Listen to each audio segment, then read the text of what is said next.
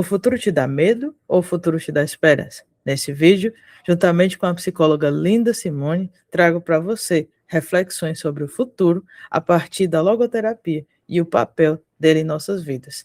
Peço, antes com tudo, que você já deixe seu like, se inscreva aqui no canal se ainda não for inscrito e ative o sininho das notificações para não perder nenhum dos nossos vídeos. E vamos para nossas reflexões. As incertezas do futuro, né?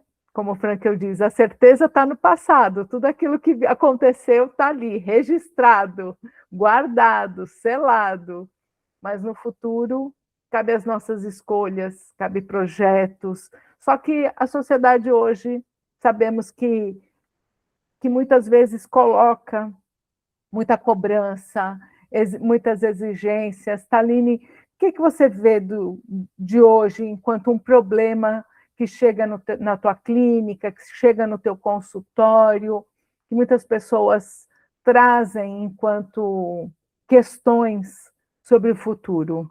Não são poucas as questões sobre o futuro, né? Então, eu acho que medo do futuro, medo do que ele nos reserva, medo de dar errado, tem a questão da expectativa que você foi trazendo aí. Então, a pessoa traçou algo que ela queria, ou que, sei lá, foi o sonho dos pais, ou que em algum momento foi o que ela almejou viver, né? E aí, o futuro, ele pode ser inspirador, como vamos conversar ainda, mas dependendo do que acontece, de como a gente vivencia essa experiência de vislumbrar o futuro, ele pode trazer e se tornar uma experiência adoecedora, na medida em que a pessoa começa a se deixar tomar por esse medo da incerteza, de dar errado, de não cumprir as próprias expectativas, de não cumprir as expectativas de outras pessoas. E esse dar errado aqui, quando eu menciono, às vezes tem mais a ver com a gente ficar cristalizado em um projeto, né?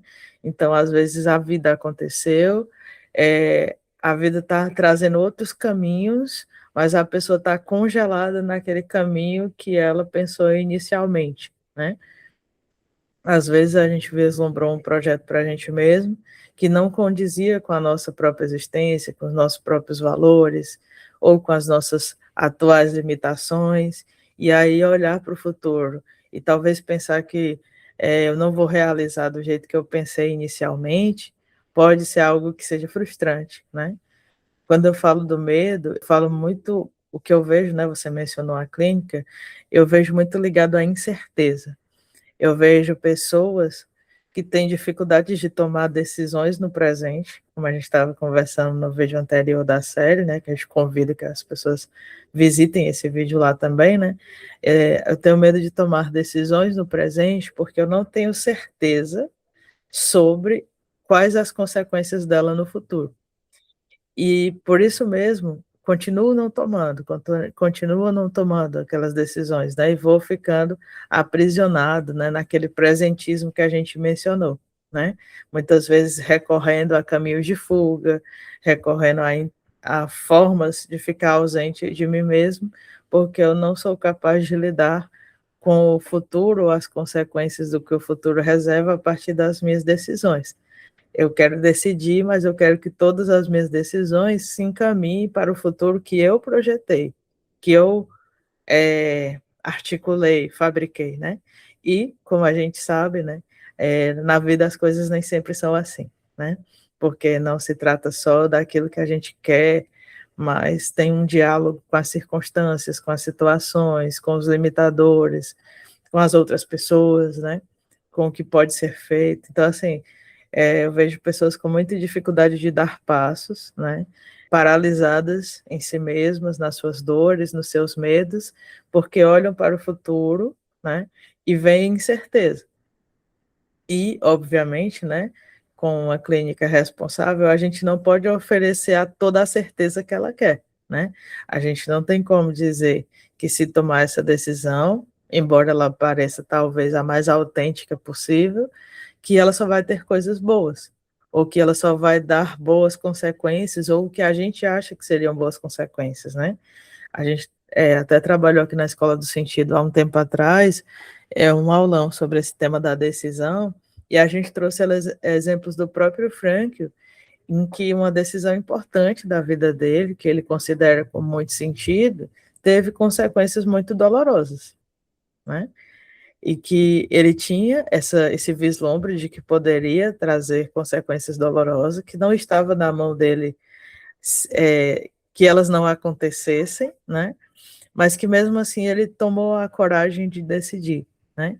E aí eu acho que esse é um ponto, assim, acho que a gente tem um crescimento e um desenvolvimento pessoal a fazer com relação a esse tema do futuro, quando a gente consegue olhar para o horizonte, e mesmo horizonte de futuro, né, e das possibilidades que lá existem, e conseguir ver nelas, né, algo de valioso, embora esse valioso possa também trazer consigo desafios, né? Que talvez não sejam num primeiro momento, vamos dizer assim, gostosos de ser vividos, mas isso não quer dizer que também não sejam importantes. E aí, Linda, eu concluirei essa minha fala assim, né, desse momento por aqui, conectando com o vídeo anterior, né, assim, da importância, e aí eu queria te ouvir sobre isso, de olharmos para o futuro de um outro jeito, né, não apenas como um elemento de incerteza, de medo, de incontrolabilidade, mas de um modo diferente, né, e aí eu queria te ouvir sobre que modo seria esse, e como ele poderia ser diferente do que eu descrevi até aqui.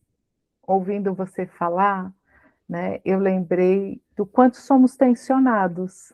A tensão faz parte da vivência do presente, né? As escolhas fazem parte do presente, mas os projetos estão no futuro. Então, essa tensão, eu sempre trabalho isso na clínica, né, meus pacientes sabem, eu muitas vezes repito isso para muitas pessoas. Essa tensão, ela é o que é de mais saudável na nossa vida, apesar de parecer, né, um sofrimento, quando você coloca essa tensão no lugar certo, no presente, você tira ela do futuro e tira ela do passado e coloca ela no presente, quando você conecta essa atenção com o agora e traz a certeza de que você é livre e responsável, que você não é livre de uma situação onde você não tem controle, mas você é livre para fazer as escolhas, como você trouxe a história do Viktor Frankl, né? Ele estava muito tensionado. A decisão dele era uma decisão, enfim, da própria vida dele, né? Ele não sabia realmente as coisas que iam acontecer. Eu penso que quando você trouxe a história dele, a decisão dele, foi quando ele encontra a pedra, né, do mandamento que diz honrarás pai e mãe, né? E aí ele escolhe por ficar em Viena e sendo que ele tinha a possibilidade de sair, ele tinha a possibilidade de sair ele, mas ele queria vivenciar tudo aquilo que ele estava vivenciando, ele entendeu que era junto com a família dele, né? Ele não foi responsável, ele não é responsável pela situação que se desdobrou, mas ele era livre para fazer outras escolhas, ele traz isso, né? Então, nós não somos livres da morte, nós não somos livres da situação, né? Mas somos livres para fazer uma escolha. Então, essa é a liberdade, é livre para, não livre de. Então, acho que quando a gente traz isso para o olhar, né? E traz também, eu gosto muito dessa importância dos projetos existenciais, de trazer a importância do projeto existencial, pensando no o que deveria, né? Colocar a gente fazer essa pergunta, levar também as pessoas a refletir sobre o que deveria ser, o que poderia ser, como seria ser. Então, esses passos, quando a gente começa a trazer esse projeto de forma autêntica, que faça sentido para aquela pessoa, pode não fazer para mim, pode não fazer para você, mas para aquela pessoa, naquela circunstância, essa resposta é o que você falou, é a resposta muitas vezes autêntica que a pessoa não consegue perceber diante de toda a situação. Taline, como que você vê, a gente falou passado, falamos no vídeo passado também sobre o presente, esse vídeo do futuro, queria que você trouxesse como é a vivência da temporalidade de uma forma saudável. Então, Linda, a gente propôs aqui nessa nossa série, né, uma discussão sobre cada elemento possível, né, do que a gente costuma refletir sobre temporalidade, e aí é importante mencionar que a gente faz isso por questões didáticas, né, para que a gente consiga conversar a respeito, mas a rigor, né, essas vivências na temporalidade, elas nos atravessam. Nós vivemos no presente, né, mas como você muito bem foi colocando aqui no vídeo, tensionados pelos projetos futuros, é, é, fundamentados no nosso passado, vamos dizer assim, né, que também recortam para nós limitações, que também nos colocam num rumo específicas as nossas experiências do passado, e essa é uma riqueza muito bonita da gente ter a oportunidade de conversar sobre um tema que tem tanto a ver com as nossas vidas, né? Gostaria de trazer um ponto aqui que você trouxe, né? Essa coisa da incerteza do futuro não nos exime, né, do compromisso com a vida, né?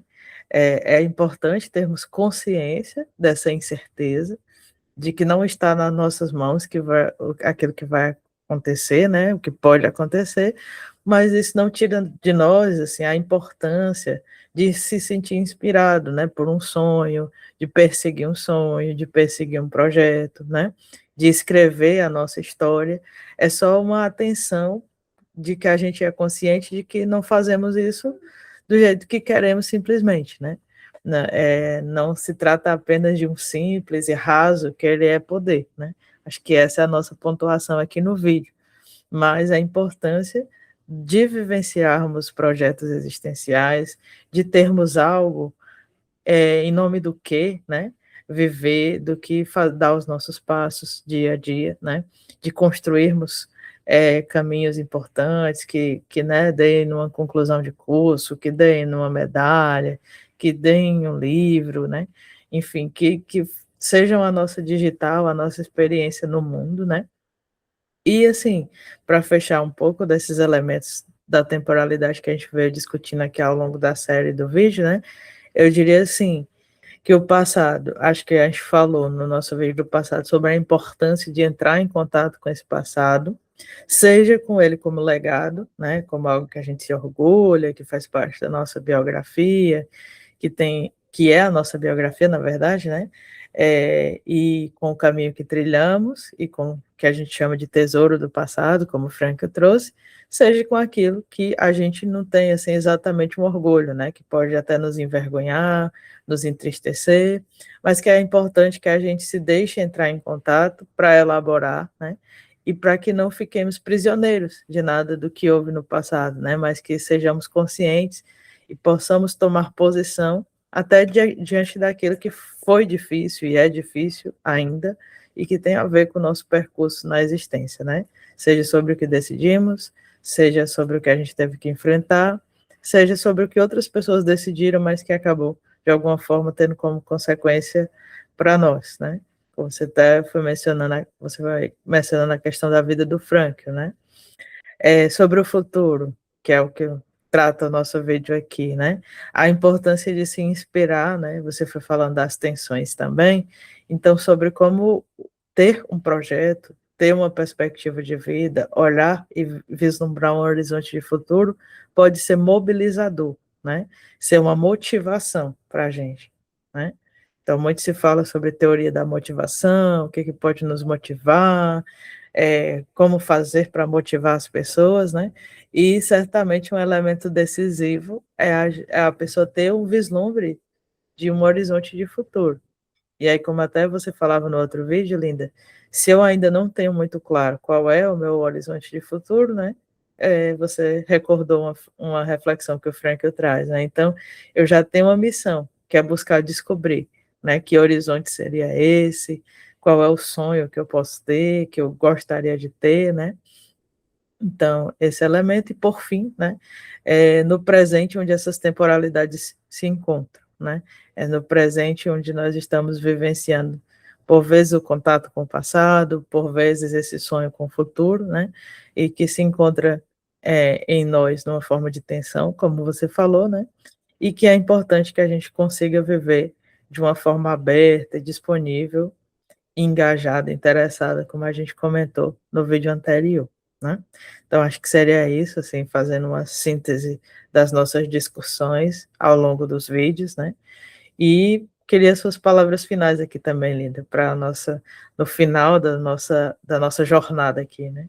Mais do que palavras, eu acho que eu vou trazer a própria ampulheta, né? Porque mais do que falarmos, eu quero trazer ludicamente e visualmente também, né? Aqui tá o nosso futuro, né? Cheio de projetos, cheio de sonhos, cheio de ideais, né? Uma missão para algo, para alguém, como o Frankl fala. Aqui está o nosso tesouro, né? Também bujudinho, gordinho, tá os nossos tesouros que você trouxe como algo, sejam os tesouros, né? Está guardado ali no celeiro, as experiências que não foram tão boas estão aqui armazenadas. Mas o presente, ele é essa areinha de hoje, e ela é minúscula. Ela, diante de uma vida inteira, faz com que a gente pense que cada grão dessa areinha, ela tem sentido, que você possa fazer as melhores escolhas. Então, vou deixar aqui essa ampulheta que fique para você lembrar que cada grãozinho, né, dessa areia, ela traz, sim, um sentido para os projetos e que você precisa realizar, aquilo que você precisa realizar. Então, seus sonhos, esse grãozinho de hoje, ele não está sem conexão, né? Então, seja com os projetos futuros, seja com o que está aqui, tudo faz uma conexão com a tua própria vida. Então, acho que quero encerrar com esse símbolo, para lembrarmos da nossa temporalidade. E enquanto areia, há vida, há projetos, há sonhos, há muito o que fazer. É isso, gente.